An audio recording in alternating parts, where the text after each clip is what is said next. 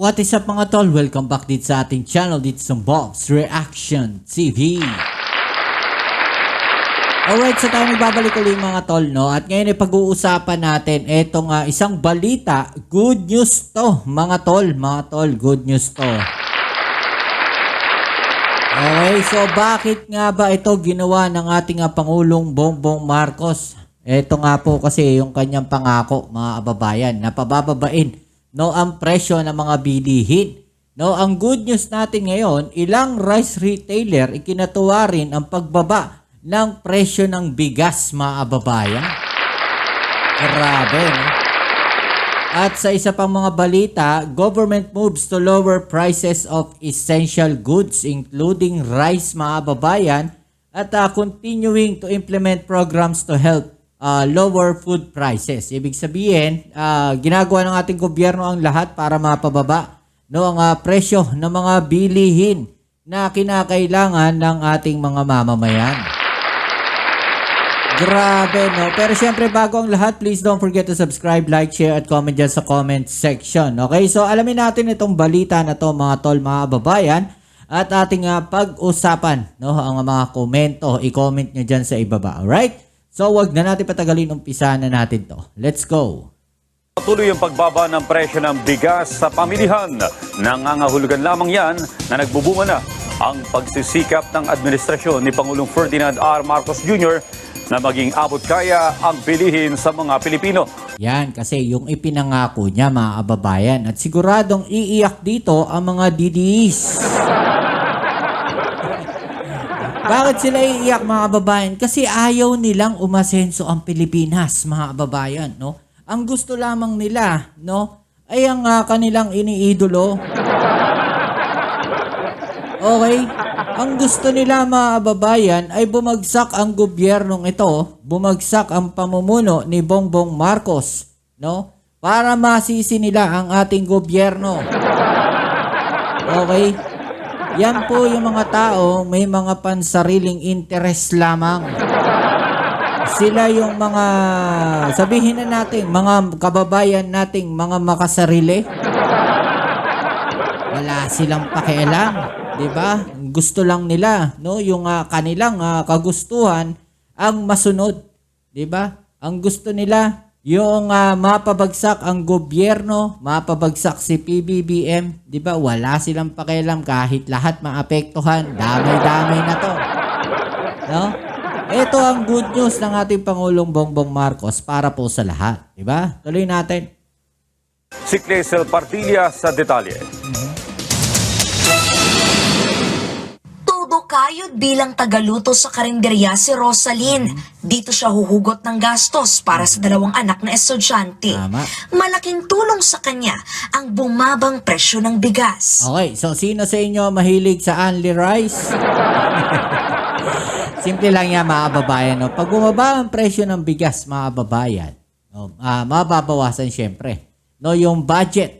Netong mga nagtitinda na to, may marami naman sa atin talaga ang kumakain sa mga karinderya, hindi lang naman sa mga fast food. Pag bumaba po yung isa sa mga presyo ng mga bilihin, may domino effect po kasi yan.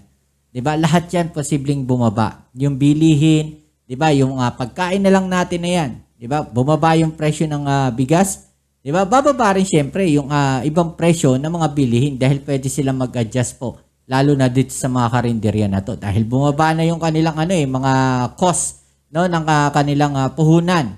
Diba? So, pwede na nilang ibaba ng konti yung kanilang mga presyo ng tinitindang pagkain dyan at maaabot kaya na po ng ating mga kababayan. Diba?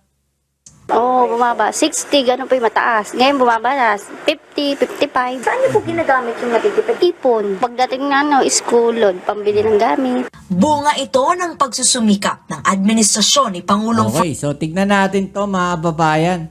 Yung sinasabi ni ate, 50, 55. Pero may makikita tayo dito, sa picture, meron 38, merong 36, merong 39 pesos, merong 45, merong 46.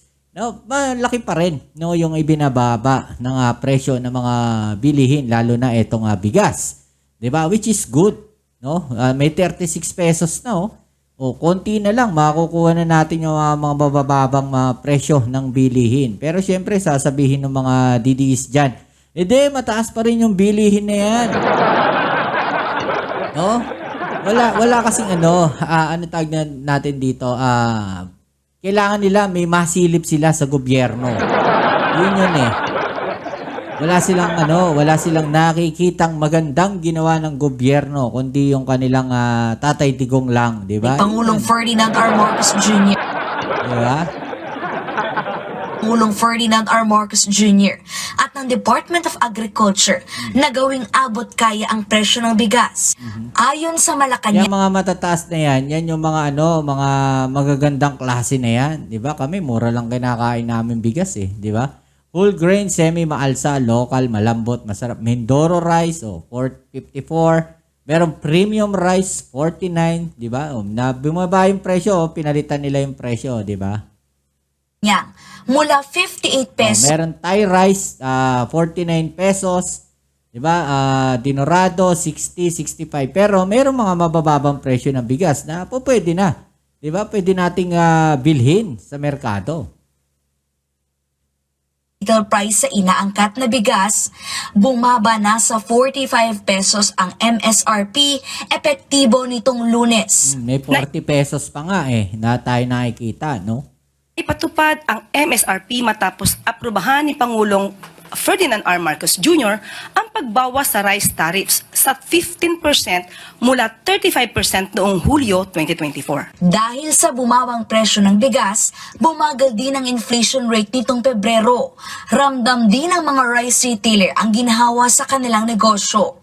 Si Christopher, kung dati 80 kaba ng bigas ang nabibili, ngayon 100 sako na. Yung dati, Diba? Mas malaki yung kinikita nila ngayon, mas marami yung kanilang naibebenta, mas maganda doon sa mga negosyante. Diba? Yun ang good news dito, mga babayan.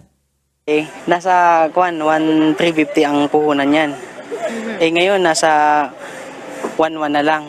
Malaki talaga binaba. 1,350 sa 1,1. Imagine ninyo yun, 250. Diba? Ganon kalaki yung ibinaba.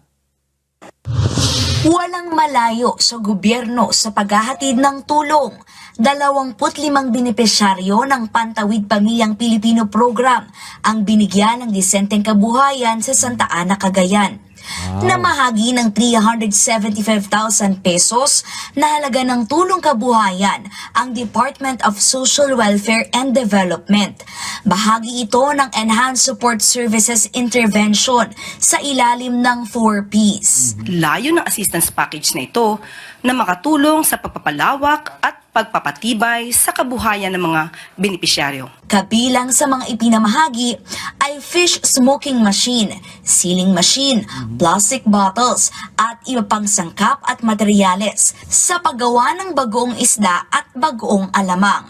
Nag-abot din ng LGU ng Santa Ana ng 198,000 pesos para sa pagtatayo ng isang pasilidad na magsisilbing pagawaan ng mga produktong isda. Diba, no? Hindi lang po sa mga sa mga pagbaba ng presyo nakatutok ang ating gobyerno, ang ating Pangulong Bongbong Marcos, bagkos pati sa pagbibigay ng tulong, no, ng mga negosyo, no, dito sa mga nasa laylayan na tinatawag natin. Good news 'yan, mga babayan. Ano? Tignan natin ang komento ng mga tignan natin ang isa pang balita tungkol po dito, mga babayan. Konektado rin po 'yan. Ito po 'yan. On top of the news, food security begins with providing essential sustenance that all can afford. Hence, the Department of Agriculture has been tirelessly working to bring down the prices of the country's staple grain, with imported rice falling to 45 pesos a kilo of late, slowing down food and overall inflation. And as our Clazel Padilla reports, the DA's efforts have been complemented by the DSWD's livelihood programs and social amelioration measures. Yan, mga kababayan, no? So, patuloy po ang ginagawa ng ating gobyerno para mapababa ang presyo ng mga bilihin.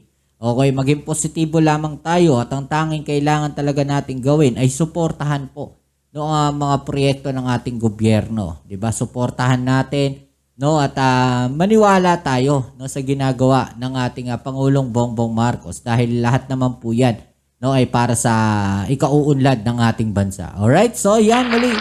Maraming salamat sa lahat ng mga patuloy na kasuporta dito sa ating channel. Kita-kits tayo sa ating next video upload. Ito muli ang inyong Kuya Mobs. It's sa Mobs Reaction TV. Peace. I'm out.